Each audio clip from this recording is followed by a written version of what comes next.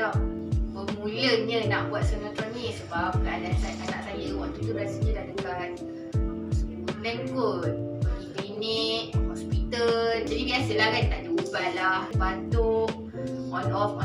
Lepas tu dekat seminggu tu batuk yang memang macam teruk kot. So macam terfikir cara apa lagi yang sepatutnya nak buat. Orang kata buat tepuk, buat steam, sapu galik tu.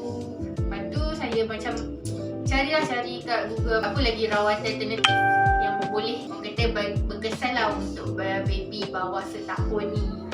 Cari saya jumpa pusat sinetron.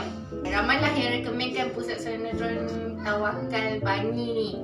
Saya baca feedback dulu, baca dalam blog, FB, ramailah orang share feedback dia. Saya macam decide lah, tak apalah cakap dengan suami, jomlah kita cuba bawa dia kan. Mana kita nak tahu kan, serasi atau tidak, itu belakang cerita lah.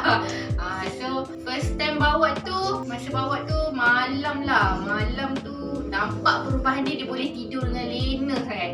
Kalau tidak sebelum tu memang jaga sajalah kita orang ni kan. Tidur lena dah lama tu nampaklah kesan dia macam kurang.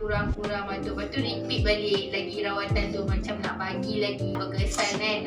So sampai sekarang lah, setiap kali kalau batuk sesama mesti wajib datang sini.